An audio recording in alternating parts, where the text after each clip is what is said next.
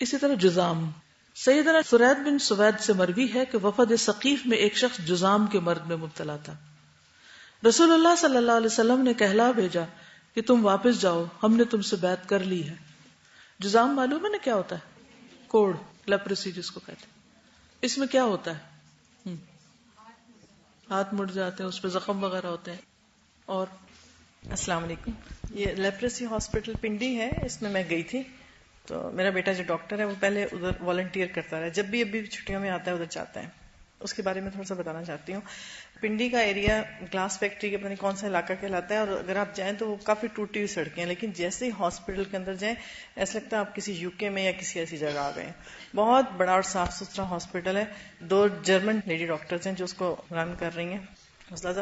وہاں جا کے جو میں نے دیکھا اور سیکھا، وہاں پر ایسے پیشنٹس ہیں، وہ بتا رہی تھی ڈاکٹرز کے یہاں کے لوگوں کا یہ حال ہے. حالانکہ مسلمانوں کا عمل نہیں ایسا ہونا چاہیے کہ وہ اپنے مریضوں کو داخل کرا کے ان کا نام بھی صحیح نہیں بتاتے، مطلب اپنا ایڈریس غلط لکھوا دیتے ہیں تاکہ ان سے رابطہ نہ کیا جائے. اور وہاں پر وہ پیشنٹس ہیں، وہ کہتے ہیں کہ پری پارٹیشن سے پہلے کا یہ ہاسپٹل ہے اور بہت پرانے پیشنٹس بھی ہیں. اور میں نے ان پیشنٹس کو دیکھا ہے جس کے مطلب جھڑ جاتا ہے نا جسم کی انگلیاں، ڈی شیپ ہو جاتی ہیں بہت زیادہ. وہاں پہ جو ٹیکنیشین تھا سب سے پہلے میں اس کو ملی، جو ریسپشن پہ بندہ تھا، اس کا بھی جیسے ناک بھی بالکل فلیٹ ہوا تھا اور چہرے سے مطلب بہت عجیب سی اس کی لک تھی، لیکن اتنا بااخلاق انسان تھا وہ، کیونکہ وہ لیپریسی کا پیشنٹ تھا. پھر جب وہ ٹھیک ہو گیا تو انہوں نے اس کو ٹریننگ دے کے اپنے ہی ہاسپٹل میں جاب دے دی. وہ کہتی ہیں کہ لوگ ان سے اتنی نفرت کرتے ہیں کہ ان کو ڈس اون کر دیتے ہیں، اور وہ جو کرسچنز ہیں وہ ان کو سپورٹ کر رہے ہیں. اور حیرت کی بات ہے کہ یہ مسلمانوں کا اخلاق ہونا چاہیے. پھر ٹیکنیشین تھا، اس کی 2-3 انگلیاں نہیں تھیں، اور اسی طرح اس کی ٹانگوں کی بھی ڈی شیپ تھا، تو وہ ایک سہارے سے چلتا تھا، لیکن اس کو ٹیکنیشین انہوں نے بنایا. جب وہ ٹھیک ہو گیا تو اس کو جاب دی. اور اسی طرح جو تھوڑے پیشنٹ ہوتے ہیں، جیسے مثلا جس کو تھوڑی بیماری ہو، اس کو پھر وہ لوگ باہر کہیں نہ کہیں، جیسے میرے بھائی کی ورک شاپ ہے اس میں ایک انہوں نے رکھوایا. پھر الحمدللہ اس کو پیچھا کرتی رہی، دیکھتی رہی. لیکن یہ بیماری ایسی ہوتی ہے جو کہ انسان کو بہت زیادہ اندر سے توڑ دیتی ہے نا، کیونکہ ایسے لگتا ہے جیسے دوسرے کو بھی لگ جائے گی، اور اس کی جسم کی حالت چینج ہو جاتی ہے، ویسے نہیں رہتی، نہ شکل، نہ ہاتھ، نہ کچھ اور. اور پھر ایک چیز یہ بھی اس ہاسپٹل کی مجھے بہت اچھی لگی کہ انہوں نے ان پیشنٹس کے لیے پیچھے کی طرف، کیونکہ مسلمان ہیں سارے، اور ایک پورا ایریا ایسا بنا دیا کہ جو پیشنٹ ٹھیک ہو گئے اور جن کو لوگ نہیں آتے لینے یا ملنے، تو وہاں پر ان کو رہائش دی ہوئی ہے، مسجد ہے ان کی، اور وہ سب ایز اے فیملی رہ رہے ہوتے ہیں. تو یہ بہت زیادہ ایک تکلیف دہ چیز ہے کہ ہم مسلمانوں کا اخلاق ایسا ہونا چاہیے. السلام علیکم. بیماری لگنے کے حوالے سے ایک میرے ساتھ واقع ہوا کہ ہماری ایک عزیزہ کی ڈیتھ ہو گئی. ان کو یرخان تھا، اور ان کی ڈیتھ پتہ نہیں کس وقت ہوئی تھی، ہمیں بہت دیر سے پتہ چلا، لیکن سارا دن گزر گیا، ان کو نہلانے کے لیے کوئی تیار نہیں تھا کہ چونکہ ان کو ہیپاٹائٹس سی تھا شاید، تو یہ لگ جائے گا، تو کوئی ان کو نہلانے کے لیے نہیں آ رہا تھا. پھر دی اینڈ انہوں نے رات کو ہمیں کال کی کہ آپ اگر نہلا سکتی ہیں آ کے، میں اور میری بھابھی. لیکن اپنے ایمان کی کمزوری میں کئی مہینے یہ سوچتی رہی کہ مجھے ہو تو نہیں گیا یرخان، مثلا اثر تو نہیں آ رہا میرے اوپر. لوگوں نے اتنا کہہ کے اتنا دماغ پختہ کر دیا کہ ایسا ہوگا، اور مستقل مجھے لگتا رہا کہ بس یہ لگ تو جائے گی، نہلا تو رہے ہیں، یہ فرض ادا کر دے، لیکن یہ لگ جائے گی ہمیں. لیکن اللہ کا شکر ہے، اللہ میں نے بچانا تھا، کچھ بھی نہیں ہوا. بالکل. اصل میں ایسی باتیں جو ہے یہ وہم سے بھی تعلق رکھتی ہیں، تو انسان کو وہم ہو جاتا ہے اور پھر وہم بیماری بن جاتا ہے. تو اس لیے اسلام نے اتنا ایمان کو پختہ کیا انسان کے کہ وہ پرامن طور پر اپنے جو بھی کام کاج ہیں ان کو کرتا رہے اور بہت سی فکر افکار سے جان چھڑائے. اب یہاں پر آپ دیکھ رہے ہیں کہ نبی صلی اللہ علیہ وسلم نے اس کو واپس بھیج دیا. یہ بھی احتیاط کے تقاضے میں سے تھا. اسی بارے میں ایک اور ارشاد ہے، فرمایا، بخاری کی روایت ہے، جزامی سے اس طرح بھاگو جیسے شیر سے بھاگتے ہو، یعنی اس کے ساتھ اس طرح مکس اپ نہ ہو، احتیاط لازم ہے. ایک اور موقع پر فرمایا کہ جزامی کی طرف زیادہ دیر تک مت دیکھو، کیونکہ بعض اوقات نگاہوں سے بھی کچھ اثرات انسان کے اندر آتے ہیں. پھر وہی بات ہے کہ وہم اور ایک خوف اور ایک ہم میں اگر انسان کے مبتلا ہونے کا اندیشہ ہے تو وہ، جیسے بہن بتا رہی ہیں کہ وہ ان کو فکر رہی کئی مہینے تک کہ وہ کہیں ہیپاٹائٹس میں مبتلا نہ ہو جائیں. اس لیے انسان کے ایمان کو بچانے کے لیے یہ تدبیریں بتائی جا رہی ہیں. ٹھیک ہے، کیونکہ شیطان ایسے مواقع پر بہت وسوسے ڈالتا ہے انسان کے اندر. تو مجذوم سے دور رہنے کی جو ممانعت آئی ہے وہ اس لیے نہیں کہ ان کو نفرت کی جائے یا ان سے بھاگا جائے کہ ان سے کوئی تعلق ہی نہ ہو، بیسیکلی یہ سد ذریعہ کے طور پر ہے. سد ذریعہ کا مطلب معلوم ہے نا, یعنی ایمان بچانا مقصود ہے یہاں, کہ کہیں یہ عقیدہ نہ بن جائے کہ اس سے بیماری لگی. لیکن احتیاط, تدابیر, توکل کے باوجود اگر کوئی بیماری آ جاتی ہے تو پھر اس پر انسان کو صبر سے کام لینا چاہیے, پرہیز کرنا چاہیے مختلف چیزوں سے جو نقصان دہ ہوں, اور علاج کروانا چاہیے. اصل میں اللہ نے بیماریاں تو اتاری ہیں کیونکہ اللہ نے انسان کو دنیا میں امتحان کے لیے بھیجا ہے. تو بیماری تو ہوگی, لیکن بیماری میں رویہ کیسا ہو, پھر اسی بات پر لاؤں کہ آپ کو غم, غصے, خوف, تکلیف, بیماری کے موقع پر ہم ریئیکٹ کس طرح کریں, کتنے شکوے شکایت کریں اور کتنا رونا دھونا کریں, اور کیا طریقہ اور کون سا اخلاق اور کون سی تدابیر اختیار کریں, تو یہ اس سے تعلق رکھتی ہے. جی ہاں, یہ جو ابھی فرحانہ آپ نے بتایا جس ہاسپٹل کا, وہاں پہ کالج کے زمانے میں ہم اکثر جاتے تھے ویسے ہی ان لوگوں کے ساتھ ٹائم سپینڈ کرنے کے لیے. تو یہ جو حدیث ہے نا جس کے بارے میں ہے کہ جزامی کی طرف زیادہ دیر تک مت دیکھو, تو اس کا میں نے پریکٹیکلی وہ کیا ہے, کیونکہ جب ہم لوگ تو سامنے ہاسپٹل کی سائڈ پہ ہوتے تھے, جب انہوں پیچھے ایک دفعہ میں لے کے گئے, وہاں پہ ان کے چھوٹے بچے بھی تھے, اور پھر تو وہ مریض ہم سے تو بہت اچھی طرح ملتے تھے نا, اور بہت خوشی کے ساتھ, اور حالانکہ ایک جیسے تھا اس کا پورا فیس یہاں سے نہیں تھا. تو اب ہم ان کے سامنے جیسے بہت اچھی طرح ہم کوشش بھی کر رہے تھے, لیکن ایک نیچرلی انسان کے اندر جو ایک فیلنگ ہوتی ہے نا, تو وہ کئی دن تک حواس کے اوپر رہا. ابھی بھی میں سوچتی ہوں تو وہ حالانکہ 15 سال پرانی بات ہے, لیکن اس کا کام پہ بہت اثر پڑتا ہے پھر. جی جی, دوسری طرف سے بھی دیکھیے کہ جب آپ کسی کو اتنی دیر تک دیکھیں گے تو کیا ہوگا, وہ کہے گا کہ شاید آپ اس کو بیڈ لکس دے رہے ہیں, یا وہ کانشیس ہوگا, کیونکہ انسان کا دل نہیں چاہتا نا کہ ایسی حالت میں کوئی اس کو دیکھے. تو زیادہ دیر تک نہ دیکھنے کی اس میں دو طرفہ حکمت ہے. جی, یہ جس لیپروسی ہاسپٹل کی بات ہو رہی ہے, اس کے باہر گارڈز بھی ہوتے ہیں. وہ مریض کا بھی رویہ ہوتا ہے نا, ہر طرح کے مریض ہیں, کچھ وہاں سے بھاگ جاتے ہیں اور اپنی بیماری کا فائدہ اٹھاتے ہوئے بھیک مانگنا شروع کر دیتے ہیں. اور پھر بھیک مانگنے کا بھی طریقہ یہ کہ دوسروں کو خوفزدہ کر کے, منہ کے آگے ہاتھ کر کے, اور اپنی اوپر سے سکن اتار کے دوسروں کے اوپر پھینکتے ہیں کہ تمہیں بھی یہ بیماری لگ جائے گی, ہمیں پیسے فوراً دو. ایکسپلائٹ کرتے. ٹھیک ہے, تو کوئی بھی بیماری اگر آ جائے تو پھر علاج بھی کرانا چاہیے.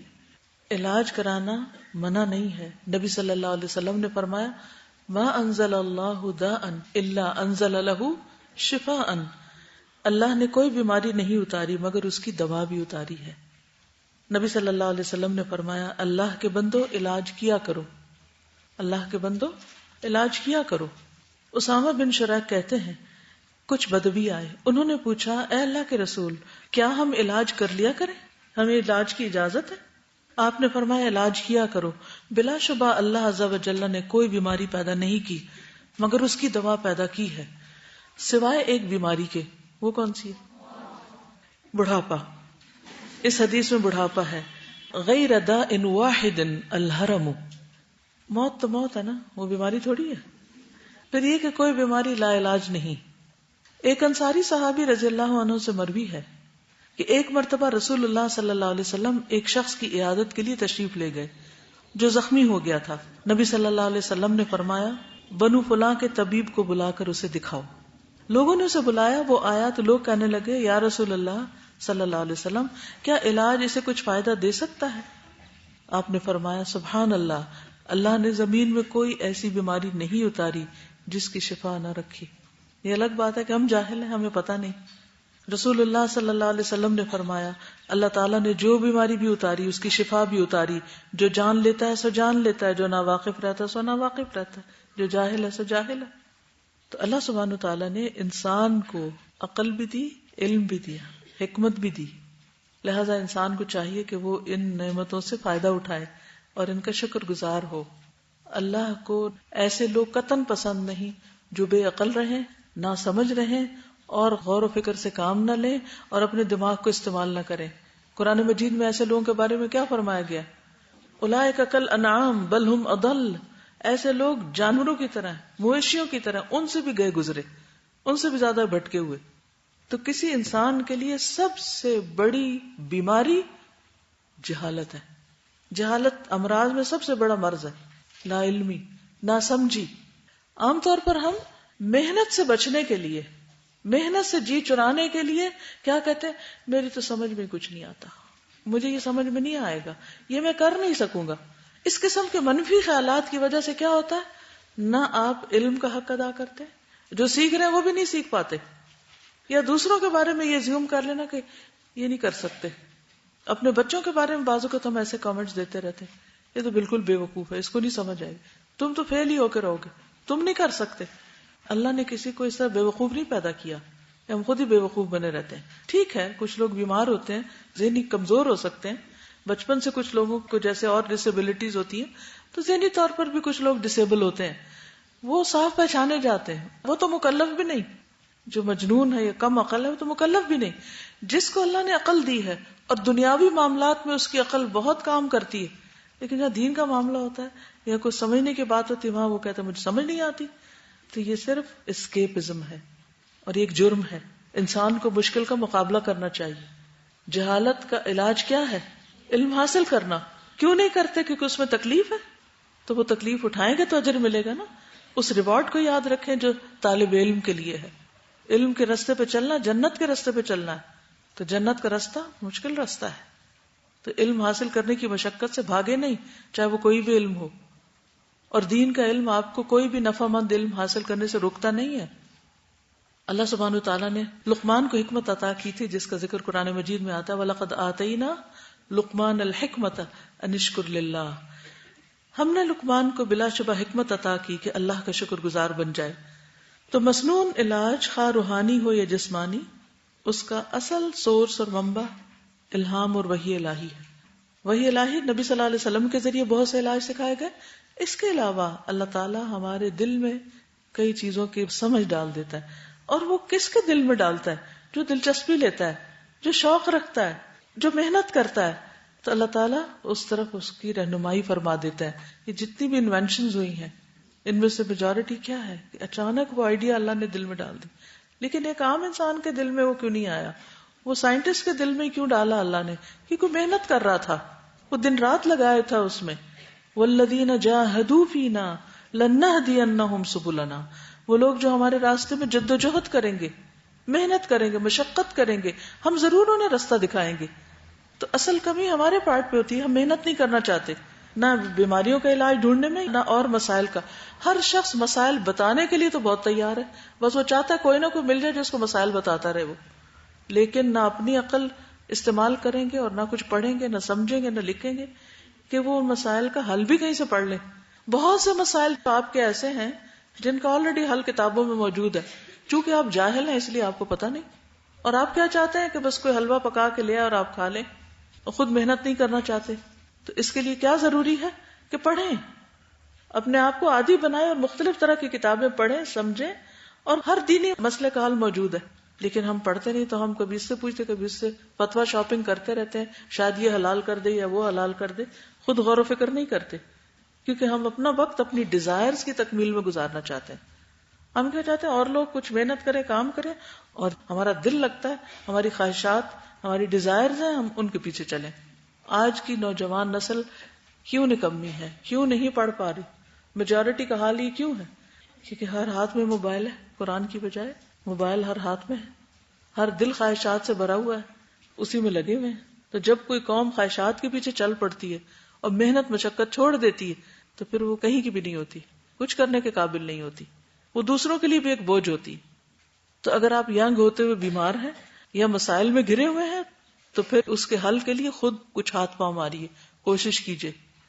اور جب آپ محنت کریں گے تو اللہ تعالیٰ آپ کے لیے راستے بھی آسان کرے گا. نبی صلی اللہ علیہ وسلم نے فرمایا ہر بیماری کے لیے دوا ہے. جب کسی مریض کو صحیح طریقے پر بیماری کی دوا پہنچتی ہے تو اللہ عز و جل کے حکم سے وہ تندرست ہو جاتا ہے. اب علاج کے لیے ویسے تو آپ ڈاکٹر کے پاس جائیں گے، دوا لیں گے، لیکن کچھ قدرتی غذاؤں سے علاج، اس بارے میں پہلے بھی کچھ بات ہوئی تھی. قدرتی غذاؤں سے علاج، کچھ چیزیں میں دوبارہ کچھ نئی اور کچھ پہلے والی دہرا دیتی ہوں تاکہ ہم سب سے پہلے آغاز کہاں سے کریں؟ اپنے مزاج کو سمجھیں، اپنی بیماری کو سمجھیں، اپنے بلڈ گروپ کو جانیں اور صحیح غذا کا استعمال شروع کریں. پھر پرہیز کریں. اس کے بعد کیا کریں؟ احتیاط برتیں. ٹھیک ہے، یعنی پہلا حصہ پرہیز کا تھا، اور یہ جو مجزوم اور یہ طاعون اور یہ ساری بیماریوں سے احتیاط برتنے کا، اور پھر صرف بیماریاں نہیں بلکہ سردی گرمی سے بھی احتیاط برتنا، اور اب صحیح غذا کا استعمال. تو اگلا حصہ کیا ہے؟ صحیح غذا کا استعمال. تو اسلام مختلف بیماریوں میں مبتلا لوگوں کو قدرتی غذاؤں سے بھی علاج بتاتا ہے، جن کو ہم عام طور پر دیسی طریقے، گھریلو نسخے کہتے ہیں. اس میں سب سے پہلی چیز شہد ہے، ٹاپ آف دا لسٹ، جس کے بارے میں خود قرآن پاک میں اللہ تعالیٰ نے اس کو کیا فرمایا؟ فیہ شفاء للناس، اس میں لوگوں کے لیے شفا ہے. رسول اللہ صلی اللہ علیہ وسلم نے فرمایا اگر تمہاری دواؤں میں سے کسی دوا میں کوئی خیر ہے تو وہ شہد کے ایک گھونٹ میں. تو شہد چمچ سے کھانے کے بجائے اس کو ڈرنک کرنا چاہیے. شربت عسل، شربہ یعنی جیسے گلاس یا باٹل میں شہد ہے تو اس کو پیئیں، اور ایک گھونٹ یعنی ایک ماؤتھ فل، ٹھیک ہے. اور اس کو آپ عادتاً ہفتے میں ایک دفعہ پی سکتے ہیں، دن میں تھوڑا سا پی سکتے ہیں، مہینے میں پی سکتے ہیں، لیکن حسب ضرورت اور حسب مزاج. کچھ لوگوں کو فائدہ نہیں دے گا، زیادہ اس کو لیں گے. یعنی کسی بھی چیز کو شفا کہنے کا مطلب یہ نہیں ہے کہ پھر سب کچھ چھوڑ کے وہی کھاتے رہیں ہر وقت. تو کلو وشربو ولا تسرفو، اسراف اس میں بھی نہیں ہوگا، خواہ وہ شفا ہی کیوں نہیں. پھر یہ بھی یاد رکھیے کہ شہد جو ہے یہ پاکیزہ رس ہے. رسول اللہ صلی اللہ علیہ وسلم نے فرمایا مومن کی مثال شہد کی مکھی کی مانند ہے جو پاکیزہ چیز کھاتی ہے، پاکیزہ رس خارج کرتی ہے، اور جس پھول پتی یا پتے پہ بیٹھتی ہے وہ نہ ٹوٹتا ہے نہ خراب ہوتا ہے، یعنی چیزوں کو نقصان بھی نہیں دیتی. کچھ لوگ تو جہاں سے گزر جائیں وہیں کچھ نہ کچھ توڑ پھوڑ دیں گے، کس چیز کو دھکا دے دیں گے، کہیں ٹھوکر لگائیں گے، کہیں کوئی توڑ پھوڑ دیں گے، کہیں کچھ لکھ ہی آئیں گے اور کچھ نہیں تو دیواریں ہی خراب کر دیں گے، کہیں گندے ہاتھ مل دیں گے، کہیں اور داغ دھبے لگا دیں گے. لیکن مومن ایسا نہیں ہوتا، نہ وہ گندی چیز پسند کرتا ہے، نہ گندگی پہ بیٹھتا ہے اور نہ گندگی پھیلاتا ہے. رسول اللہ صلی اللہ علیہ وسلم نے فرمایا شفا 3 چیزوں میں ہے، شہد پینے میں، پچھنے لگانے میں، کپنگ ہجامہ، آگ سے داغ لگانے میں، اور میں اپنی امت کو داغ سے منع کرتا ہوں، آگ سے علاج مت کرو. ایک اور روایت میں ہے مجھے داغنا پسند نہیں. ایک مرتبہ آپ صلی اللہ علیہ وسلم نے کسی کو پیٹ کی خرابی میں بھی شہد تجویز کیا تھا. ابو سعید خدری کہتے ہیں کہ ایک مرتبہ ایک شخص نبی صلی اللہ علیہ وسلم کی خدمت میں حاضر ہوا، عرض کیا میرا بھائی پیٹ کی تکلیف میں مبتلا ہے. آپ نے فرمایا اسے شہد پلاؤ، یعنی شہد کا پینا خالص بھی ہو سکتا ہے اور اس کو پانی میں ملا کے پینا بھی مراد ہو سکتا. دوسری مرتبہ پھر وہ آ گیا تو آپ نے اسے پھر شہد پلانے کے لیے کہا. تیسری مرتبہ آیا تو آپ نے فرمایا شہد پلاؤ. اس نے کہا میں نے ایسا ہی کیا لیکن کوئی شفا نہیں ہوئی. آپ نے فرمایا اللہ تعالیٰ سچا ہے اور تیرے بھائی کا پیٹ جھوٹا ہے، اسے پھر شہد پلاؤ. چنانچہ اس نے پھر شہد پلا اور وہ اسی سے تندرست ہو. پہلے وہ ڈیٹاکس ہو رہا تھا اور اس کے بعد پھر وہ ٹھیک ہو گیا. دوسری چیز ہے کھجور. جادو اور زہر کے علاج کے طور پر رسول اللہ صلی اللہ علیہ وسلم نے مدینہ منورہ کی اجوا کھجور تجویز فرمائی. فرمایا جو کہ صبح کے وقت 7 اجوا کھجوریں کھا لے اس دن کوئی زہر یا جادو اس پر اثر نہیں کرے گا. مثلاً آپ کسی ایسے شخص کے پاس جا رہے ہیں جس سے آپ کو اندیشہ ہے کہ وہ آپ پہ جادو کر دے گا. کچھ لوگ مشہور ہوتے ہیں نا کہ جو ان کے گھر جاتا ہے جو ان سے ملتا ہے وہ اس پہ جادو کرتے ہیں. تو 7 کھجوریں کھا کے جائیں. رسول اللہ صلی اللہ علیہ وسلم نے فرمایا اجوا جنت کے پھلوں میں سے ہے اور اس میں زہر کے لیے شفا ہے. مثلاً آپ نے کوئی ایسی دوائیاں کھا لی ہیں جو زہر ہیں تو پھر اس کا تدارک کس سے کریں؟ کھجور کھانے سے. وہ آپ کا زہر دور کر دے گا، یعنی ڈیٹاکس کر دے گا آپ کو. رسول اللہ صلی اللہ علیہ وسلم نے فرمایا عالیہ کی اجوا میں شفا ہے، علاقے کا نام ہے، یا نہار منہ اجوا کھجور کا استعمال زہروں کا تریاق ہے، یعنی ٹھیک کرتا ہے اس کو. رسول اللہ صلی اللہ علیہ وسلم نے فرمایا سب سے بہترین کھجور برنی ہے، برنی کھجور کا نام ہے، وہ بیماری کو دور کرتی ہے اور خود اس میں کوئی بیماری نہیں، یعنی طیب کھانا ہے. دوسری چیز ہے جو، بارلے. اللہ کے رسول صلی اللہ علیہ وسلم نے دلیا، سالن، ستو اور روٹی کی شکل میں جو استعمال فرمائے. دلیا بھی بنایا، سالن بھی، ستو بھی اس کے، اور روٹی بھی بنا کے، یعنی کئی شیپ ہو سکتی. ریسیپیز تو آپ زیادہ بہتر جانتے ہیں. دلیا جو باریک کوٹ کر دودھ میں پکانے کے بعد شہد سے میٹھا کر کے استعمال کیا جاتا ہے. اسے تلبینہ یا حریرہ بھی کہتے ہیں. بیماری میں اور بیماری کے بعد کی کمزوری، تھکن اور پریشانی دور کرنے کے لیے جو کا استعمال طب نبوی میں قابل ذکر ہے. حضرت عائشہ صدیقہ سے روایت ہے رسول اللہ صلی اللہ علیہ وسلم کے اہل خانہ میں سے اگر کسی کو بخار ہو جاتا تو آپ دلیا بنانے کا حکم دیتے. جب وہ تیار ہو جاتا تو اسے کھانے کا حکم دیتے.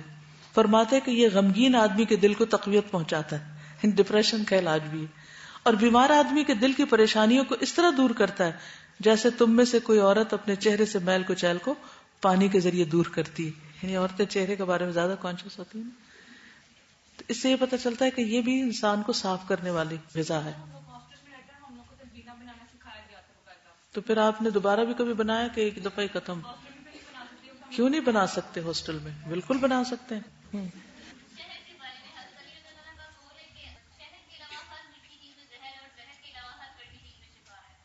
اچھا قول ہے.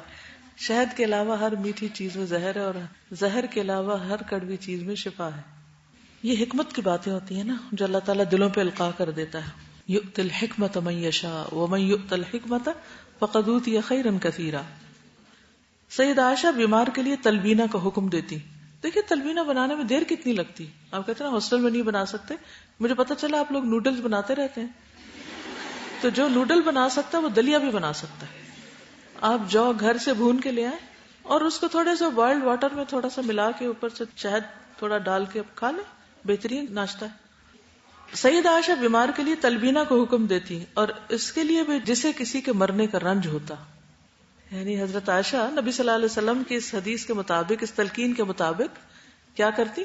جہاں فوتگی ہوتی وہاں یہ بنانے کا حکم دیتی اور کہتی تھی میں نے رسول اللہ صلی اللہ علیہ وسلم سے سنا ہے کہ تلبینہ بیمار کے دل کو تسکین دیتا ہے اور بعض رنج بھی کم کر دیتا ہے. تو جو لوگ ہوم سک ہوں وہ تلبینہ کھانا شروع کریں.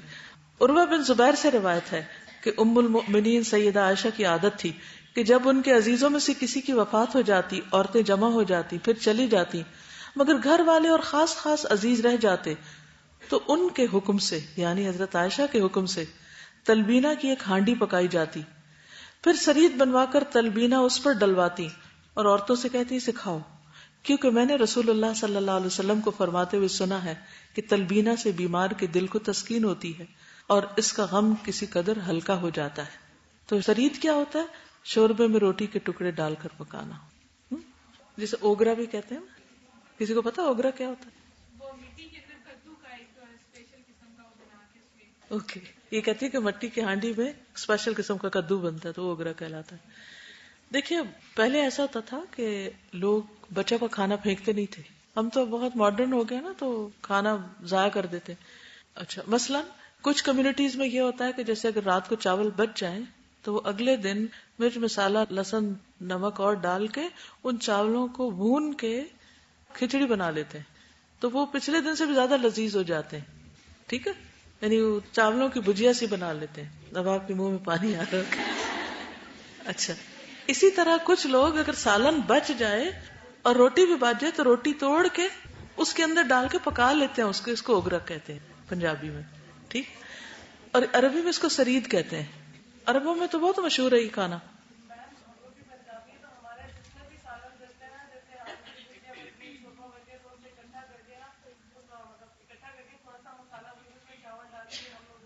وہ کتنا مزے کا بنتا ہے نا. یس، یہاں تو وہ سلو کوکر نہیں ہوتے نا. تو جب میں کینیڈا میں تھی تو سلو کوکر ہوتا تھا نا، تو میں تو پڑھنا بھی ہوتا تھا اور ساتھ تھوڑی بہت کوکنگ کا، تو ساتھ ہی اس میں ناپ کے پانی ناپ کے چاول رکھ کے بند کیے، اور اگر چاول بچ گئے تو سالن بچ گئے تو اس میں ڈال کے مزید پھر اس کو ایک اور دم دے دیا. تو وہ پہلے سے بھی زیادہ فریش اور سافٹ اور ویل کوکڈ اور بہت انرجی دینے والا بن جاتا ہے. تو یہ چھوٹی چھوٹی چیزیں ہوتی ہیں، اگر یہ خواتین کو آتی ہوں تو گھر کا بجٹ بہت لمٹس میں رہ سکتا ہے. ابھی لوگوں کے خرچے کیوں نہیں پورے ہوتے؟ کیونکہ انہوں نے کوئی کپڑا خود سینا نہیں. ادڑ جائے تو اس کو مرمت نہیں کرنا آئے گا. کھانا بچ جائے تو اس کو کیا کرنا ہے، اس کو سنبھالنا نہیں آئے گا. تو نتیجہ کیا ہے؟ بس چیزیں پھینکی جا رہی، ضائع کی جا رہی ہیں، اور پھر کہتے ہیں پورا نہیں ہو رہا. کیونکہ جو لوگ مال ضائع کرتے ہیں نا، ان کے پاس کنویں بھی ہونا وہ بھی ختم ہو جاتے ہیں. وہ ہمیشہ محتاج ہی رہتے ہیں کیونکہ وہ اسراف کرتے ہیں، وہ ضائع کرتے ہیں. تو اللہ تعالیٰ کو اقتصاد پسند ہے، درمیانہ روی. چاہے آپ دریا کے کنارے بیٹھے تب بھی جتنا ضرورت ہے اتنے پانی سے وضو کرو. تو یہ بخل نہیں ہے. ہمارے ہاں اس کو کنجوسی بتایا جاتا ہے، ضرورت کے مطابق استعمال کرنا، جبکہ یہ ہمارے دین کی تعلیم ہے. عروہ کہتے ہیں کہ حضرت عائشہ تلبینہ پکانے کا حکم دیتی اور فرماتی ہیں کہ اگرچہ وہ مریض کو ناپسند ہوتا ہے لیکن وہ اس کو فائدہ دیتا ہے. مریض دلیا نہیں کھانا چاہتا نا، کھچڑی نہیں کھانا چاہتا، لیکن اس کے لیے فائدہ مند ہے. کلونجی ابو ہریرہ رضی اللہ عنہ سے روایت ہے، انہوں نے رسول اللہ صلی اللہ علیہ وسلم کو فرماتے ہوئے سنا، سیاہ دانے میں یعنی کلونجی میں سام یعنی موت کے علاوہ ہر بیماری کا علاج ہے۔ رسول اللہ صلی اللہ علیہ وسلم نے فرمایا کالے دانوں میں موت کے علاوہ ہر بیماری کا علاج ہے۔ خالد بن سعد نے بیان کیا کہ ہم باہر گئے ہوئے تھے اور ہمارے ساتھ غالب بن ابجر بھی تھے، وہ راستے میں بیمار پڑ گئے، ہم مدینہ واپس آئے، اس وقت وہ بیماری تھے۔ ابن ابی عتیق ان کی عادت کے لیے تشریف لائے اور ہم سے کہا کہ تم پر ان کالے دانوں کا استعمال لازم ہے، اس کے 5 یا 7 دانے لے کر پیس لو، پھر زیتون کے تیل میں ملا کر ناک کے اس طرف یعنی ایک طرف سے قطرہ قطرہ ٹپکاؤ، کیونکہ حضرت عائشہ نے مجھ سے بیان کیا ہے، انہوں نے نبی صلی اللہ علیہ وسلم کو فرماتے ہوئے سنا یہ کلونجی ہر بیماری کی دوا ہے سوائے سام کے۔ میں نے پوچھا وہ کیا؟ فرمایا موت، یعنی کلونجی کا تیل یا کلونجی کو پیس کے اس میں تیل ملا کے اگر ناک میں ڈالا جائے تو میگرین اور بہت سے سر درد اور کئی اور بیماریوں کا علاج ہے، کیونکہ وہ بلاکیجز کھولتا ہے نا، تو اس سے انسان ٹھیک ہو جاتا ہے۔ اور ناک میں ڈالنے سے یہ ہوتا ہے کہ کڑوا ہوتا ہے، اور جو جن وغیرہ نکالتے ہیں وہ بھی ناک میں ڈالتے ہیں، یہ پھر آنکھوں سے بہت آنسو آتے ہیں۔ اب اس میں بھی احتیاط برتیے، پھر اپنے مزاج کو دیکھیے اور اس کے مطابق ڈوز کم یا زیادہ کیجیے، یہ نہ ہو کہ کھانے کا چمچ بھر کے کلونجی تیل پی لے روز، تو اس سے بیمار ہو سکتے ہیں۔ آب زمزم، نبی صلی اللہ علیہ وسلم نے فرمایا روئے زمین پر سب سے بہترین پانی زمزم ہے، یہ کھانے کا کھانا بیماری سے شفا ہے، تو اس کو بھی شفا کی نیت سے پئیں۔ بابرکت پانی، رسول اللہ صلی اللہ علیہ وسلم نے فرمایا یہ پانی بابرکت اور کھانے والے کا کھانا بھی ہے۔ زمزم میں نبی صلی اللہ علیہ وسلم کا لعاب بھی شامل ہے۔ ابن عباس کہتے ہیں ایک مرتبہ نبی صلی اللہ علیہ وسلم زمزم کے کنویں پہ تشریف لائے، ہم نے ڈول کھینچ کر پانی نکالا، نبی صلی اللہ علیہ وسلم نے اسے نوش فرمایا اور اس ڈول میں کلی کی، پھر ہم نے وہ ڈول زمزم کے کنویں میں واپس انڈیل دیا تاکہ سارے کے اندر شامل ہو جائے۔ پھر ابن عباس کہتے ہیں کہ ہم زمزم کو شبع یعنی سیر کرنے والا کہتے ہیں، یعنی اسے پی کے تسکین ہو جاتی ہے، تسلی ہو جاتی ہے، بھوک ختم ہو جاتی، اور ہم اپنے اہل و عیال کے لیے اس کو بہترین معاون پاتے تھے، یعنی ان کو سیٹسفائی کرنے کے لیے۔ پھر اس کے علاوہ عام پانی بھی بہت اچھا، پانی صاف کرنے والا ہے، لیکن پینا احتیاط کے ساتھ ہی چاہیے، بہت زیادہ مت پینا شروع کریں، جتنا آپ کا جسم برداشت کر سکتا ہے اس کو آہستہ آہستہ بڑھائیں، گھونٹ گھونٹ کر کے پئیں۔ پھر بخار وغیرہ میں خصوصاً پانی مریض کے اوپر بھی ڈالا جا سکتا ہے۔ حضرت عائشہ فرماتی ہیں کہ نبی صلی اللہ علیہ وسلم کی بیماری جس میں ان کی وفات ہوئی جب شدت اختیار کر گئی تو انہوں نے فرمایا 7 مشکیں پانی کی لاؤ جن کے منہ نہ کھولے گئے ہوں، یعنی پوری بھری ہوئی ہوں، اور وہ سب مجھ پہ بہاؤ تاکہ میں لوگوں کو کچھ عہد و نصیحت کی بات کروں۔ تو پھر نبی صلی اللہ علیہ وسلم کو حضرت حفصہ کے ٹب میں بٹھایا گیا اور اوپر مشکیں ڈالنے شروع کی گئی، یہاں تک کہ آپ نے فرمایا کہ بس کر دیں۔ پھر آپ لوگوں کو نصیحت کرنے کے لیے باہر نکلے۔ پھر اسی طرح یہ ہے کہ وضو کے بچے ہوئے پانی سے بے ہوش کو ہوش میں لانا بھی مسنون ہے، اور خصوصاً اگر کسی کو نظر لگ گئی ہو تو اس کو وضو کروا کے اس کے پانی سے مریض کے اوپر چھینٹے ڈالنے چاہیے۔ نبی صلی اللہ علیہ وسلم نے فرمایا جب کسی کو بخار ہو جائے تو 3 رات سحری کے وقت اس پر ٹھنڈا پانی بہایا جائے۔ پھر بخار دوزخ کی بھاپ ہے، فرمایا اس کو پانی سے ٹھنڈا کرو، اسی لیے آپ نے دیکھا ہوگا کہ سپنجنگ کرتے ہیں اور پانی کی پٹیاں لگاتے ہیں ماتھے وغیرہ پر۔ جابر کہتے ہیں کہ نبی صلی اللہ علیہ وسلم اور ابو بکر رضی اللہ عنہ قبیلہ بنو سلمہ تک پیدل چل کر میری عیادت کے لیے تشریف لائے۔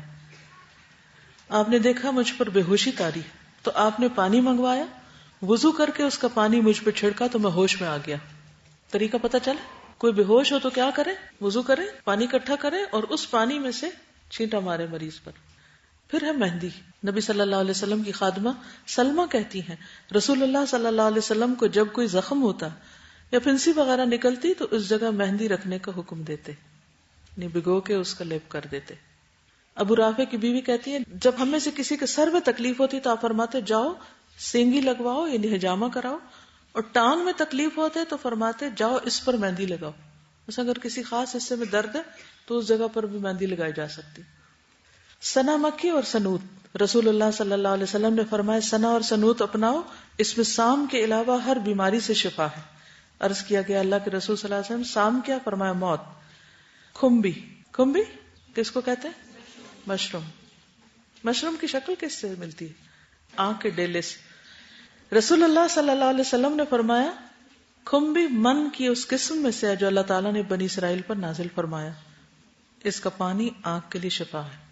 اگر آپ کھمبی کے وہ دیکھیں نا وہ مشروم ثابت، ہم تو عام طور کٹے ہوئے دیکھتے ہیں نا، تو اگر آپ دیکھیں تو وہ ڈیلے کی شکل میں پھر پیچھے اسی طرح جیسے آنکھ کے اندر کا حصہ ہوتا ہے، تو آنکھ کے لیے اس میں شفا ہے اس کے پانی میں.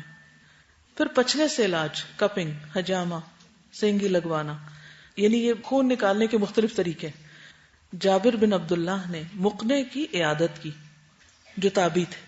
پھر کہا میں تمہارے پاس سے اس وقت تک نہیں جاؤں گا جب تک تم پچھنے نہ لگواؤ، میں تمہارا علاج کرا کے جاؤں گا. میں نے نبی صلی اللہ علیہ وسلم کو فرماتے ہوئے سنا کہ پچھنے میں شفا ہے. رسول اللہ صلی اللہ علیہ وسلم نے فرمایا اگر تمہاری دواؤں میں کوئی دوا مفید ہے تو وہ شہد کا پینا، پچھنے لگانا یا آگ سے داغ لگانا، اور مجھے آگ سے داغ لگانا پسند نہیں. رسول اللہ صلی اللہ علیہ وسلم نے فرمایا بہترین علاج جو تم کرتے ہو وہ سینگی لگوانا ہے اور عود ہندی کا استعمال کرنا ہے.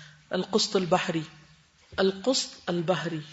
لاسٹ ٹائم جب میں سعودی عرب میں گئی ہوں تو وہاں میں کسی سے حجامہ کروانے کے لیے گئی تو انہوں نے القسط البحری بھی رکھی ہوئی تھی. انہوں نے کہا کہ ہم یہ دونوں کام کرتے ہیں. اور قسط جو ہے خاص طور پر گلے کی بیماریاں اور جو استما اور اس طرح کی جو تکلیفیں سانس کی بیماری ان کے لیے بہت فائدہ مند ہے. اور وائٹ سا سفوف ہوتا ہے ڈبیوں میں بند کر کے وہ دیتے ہیں. اصل شکل چھوٹی چھوٹی لکڑیوں کی سی ہوتی ہے، اس کو پیس لیتے ہیں اور اس کو کھایا بھی جاتا ہے اور اس کو تیل وغیرہ میں ڈال کے لگایا بھی جاتا ہے درد کے مقام پر. رسول اللہ صلی اللہ علیہ وسلم نے فرمایا معراج کی رات میں فرشتوں کی جس جماعت کے پاس سے بھی میں گزرا اس نے یہی کہا اے محمد صلی اللہ علیہ وسلم اپنی امت کو سینگی لگانے کا حکم فرمائیے. سینگی کا لفظ سینگ سے ہے. پہلے اس طرح کے سوفسٹیکیٹڈ کپس نہیں ہوتے تھے تو جو جانوروں کے ہارن ہوتے ہیں یہ سینگ، اس سے خون چوس کر نکالا جاتا. اب بھی ایسے طریقے موجود ہیں. ابن عباس کہتے ہیں کہ نبی صلی اللہ علیہ وسلم نے احرام اور روزے کی حالت میں سینگی لگوائی. ابن عباس کہتے ہیں کہ نبی صلی اللہ علیہ وسلم نے حالت احرام میں اپنے سر میں سینگی لگوائی. یہ درد سر کی وجہ سے آپ نے لگوائی تھی. ایک خاص جگہ پر آپ گئے تھے تو وہاں سے آپ کو یہ درد شروع ہوا تھا اس کے گھاٹ پر. ابن عباس کہتے ہیں کہ رسول اللہ صلی اللہ علیہ وسلم نے احرام کی حالت میں اپنے سر میں سینگی لگوائی آدھے سر کے درد کی وجہ سے جو آپ کو ہو گیا تھا. ابن عباس کہتے ہیں کہ ایک مرتبہ یہودی عورت نے حضور صلی اللہ علیہ وسلم کی خدمت میں بکری کا گوشت زہر ملا کے پیش کیا. آپ نے اس میں سے کھا لیا. اس کے بعد آپ کو جب اس کے اثرات محسوس ہونے لگتے آپ سینگی لگوا لیتے. یعنی اس سے پتہ یہ چلتا ہے کہ جب مرض زیادہ ہونے لگے تو انسان اپنے جسم سے زہریلا خون نکلوا دے. ایک مرتبہ آپ سفر پر روانہ ہوئے، احرام باندھ لیا تو آپ کو کچھ اثرات محسوس ہوئے، آپ نے اسی وقت سینگی لگوا لی. لیکن سینگی لگوانے کی جگہ ہیں، کچھ سننا پوائنٹس ہیں اور کچھ بیماری کی جگہ پر بھی لگائی جا سکتی. یعنی عام طور پر جس کو کوئی خاص بیماری نہ ہو وہ صرف مسنون جگہوں پر لگوائے، دو کندھوں کے بیچ میں. لیکن ادروائز جہاں تکلیف ہو براہ راست اس جگہ بھی لگوائی جا سکتی، جیسے سر پہ. عبداللہ بن بحینہ کہتے ہیں رسول اللہ صلی اللہ علیہ وسلم نے مکہ کے راستے میں مقام لحی جمل میں اپنے سر کے بیچ میں سینگی لگوائی. ابن عمر کہتے ہیں رسول اللہ صلی اللہ علیہ وسلم سر میں سینگی لگواتے اور اسے ام مغیث کہتے.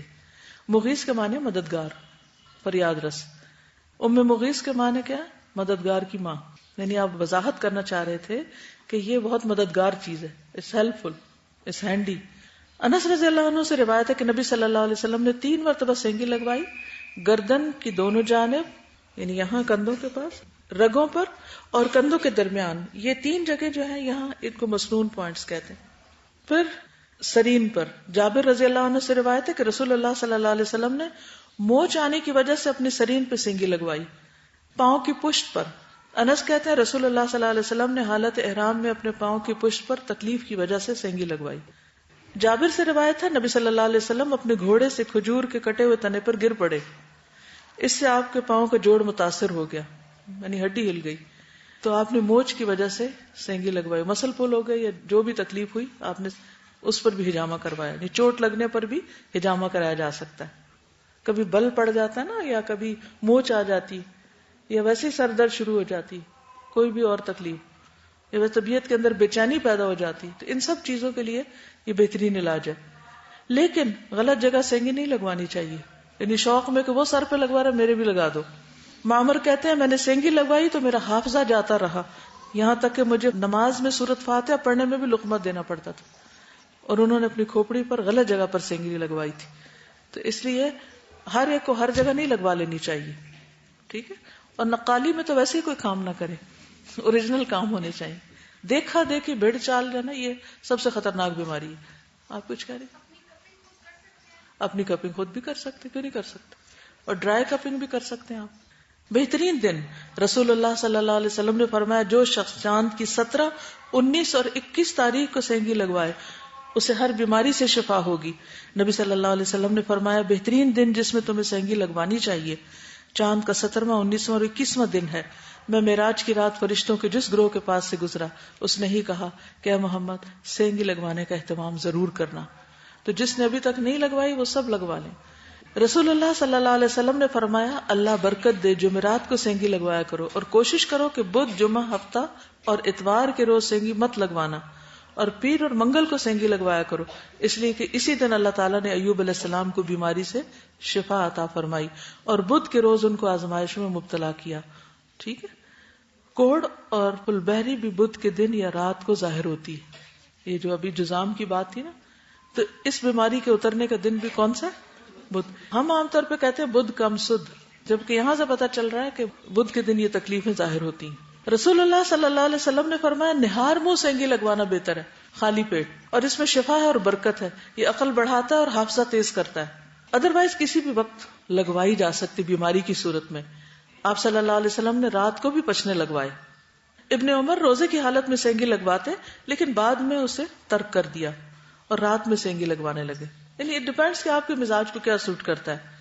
رسول اللہ صلی اللہ علیہ وسلم نے فرمایا جب تم میں سے کسی کا خون بھڑکنے لگے, یہ کیا ہوگا, بی پی ہائی ہو, وہ سینگی لگوائے, کیونکہ خون کے جوش مارنے سے آدمی کی موت واقع ہو سکتی ہے. جی حدیث میں آتا ہے کئی لوگوں کو وہ ہو جاتا ہے نا, سٹروک ہو جاتا ہے یا ان کے جو برین ہیمریج ہو جاتا ہے, اس کی بھی بنیادی وجہ ایک دم بی پی کا شوٹ کرنا ہوتا ہے. تو جب کبھی ایسا محسوس ہو تو ہلکی پھلکی بھی اگر سینگی لگوا لیں گے تو خون کا جو جوش ہے وہ ختم ہو جائے گا. نافع کہتے ہیں کہ ابن عمر نے کہا اے نافع میرے خون میں حدت پیدا ہو گئی ہے, اس لیے کوئی پچنے لگانے والا تلاش کرو, اگر ہو سکے تو نرم خو آدمی لانا. عمر رسیدہ بوڑھا یا کمسن بچہ نہ لانا, ان سے نہیں لگوانی. رسول اللہ صلی اللہ علیہ وسلم نے فرمایا جو ایسے ہی طبیب بن کر علاج کرے اور طب اور علاج معالجے میں مشہور نہ ہو تو وہ ذمہ دار ہے. یعنی اناڑی سے علاج مت کرائیں, اپنی غلطی. اب یہ ہے کہ عورت کس سے سینگی لگوائے, عورت سے ہی لگوائے. ام سلمہ نے رسول اللہ صلی اللہ علیہ وسلم سے سینگی لگوانے کی اجازت چاہی تو نبی صلی اللہ علیہ وسلم نے ابو طیبہ کو حکم دیا کہ انہیں سینگی لگائے. راوی نے کہا میرا خیال ہے کہ جابر نے بتایا وہ ان کا رضائی بھائی یا نابالغ لڑکا تھا, لیکن اگر کوئی بھی نہ ہو تو پھر انسان مرد ڈاکٹر سے بھی علاج کروا سکتا ہے. پھر گائے کا دودھ اور گھی میں بھی علاج ہے. لوگ تو گھی سے بچتے ہیں, حالانکہ گھی بہت سی بیماریوں کو دور کرنے والا بھی ہے. نبی صلی اللہ علیہ وسلم نے فرمایا اللہ تعالیٰ نے کوئی بیماری ایسی نہیں چھوڑی جس کا علاج نہ ہو, لہٰذا تم گائے کے دودھ کو اپنے اوپر لازم کر لو, کیونکہ وہ ہر درخت سے چارہ حاصل کرتی ہے. یعنی جو گھوم پھر کے کھانے والے ہیں وہ زیادہ بہتر ہیں دودھ دینے میں. گھوم پھر کے جو چارہ کھاتے ہیں جانور جیسے بکریاں وغیرہ, تو ان کا دودھ زیادہ صحت مند ہوتا ہے. رسول اللہ صلی اللہ علیہ وسلم نے فرمایا اس کا دودھ شفا ہے اور اس کا گھی دوا ہے اور اس کا گوشت بیماری ہے. بیف جو ہے یعنی وہ صحت مند گوشت نہیں. حجاز میں چونکہ خشکی ہوتی ہے, خشک علاقہ ہے, اور گائے کے گوشت میں بھی خشکی ہوتی ہے, تو اس کے گھی اور دودھ میں رطوبت ہوتی, تو اس لیے آپ نے اس علاقے کے لوگوں کے لیے خاص طور پر گوشت کو بیماری اور دودھ اور گھی کو شفا قرار دیا, کیونکہ ڈیزرٹ میں ڈرائینس ہوتی ہے. لیکن پھر بات یہی ہے کہ اس کا بھی دھیان رکھنا پڑے گا کہ آپ کس زمین پہ رہتے ہیں اور کہاں کون سی چیز آپ کو سوٹ کرے گی. موسم کے اعتبار سے بھی چیزیں, مثلا اگر آپ سخت سردی کے موسم میں ستو پینے لگے گھول کے تو مشکل ہو جائے گی.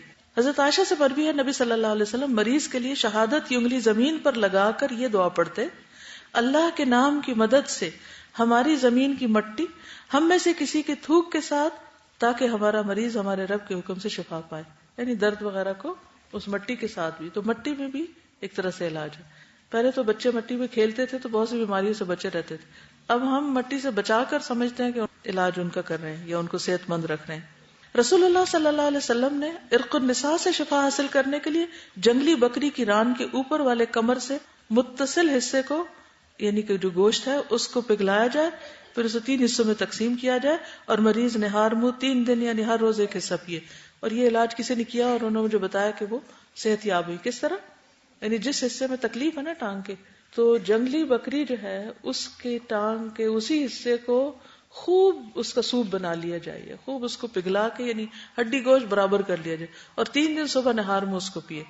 پھر قسط بحری ام قیس سے مروی ہے کہ میں اپنے ایک بیٹے کو رسول اللہ صلی اللہ علیہ وسلم کی خدمت میں لے کر حاضر ہوئی. اس کو گلے کی بیماری ہو گئی تھی, گلے پڑ گئے ٹانسل سے, تو میں نے اس کا حلق دبایا آپ نے فرمایا تم اپنے بچوں کو انگلی سے حلق دبا کر کیوں تکلیف دیتی کہ اب بھی وہ گھنٹی لگاتے ہیں. یہ عود ہندی لو، اس میں 7 بیماریوں کی شفا ہے. قسط میں 7 بیماریوں کی شفا ہے. ان میں سے ایک پسلی کا ورم بھی ہے، ٹی بی وغیرہ بھی. اگر حلق کی بیماری ہو تو اس کو ناک میں ڈالو.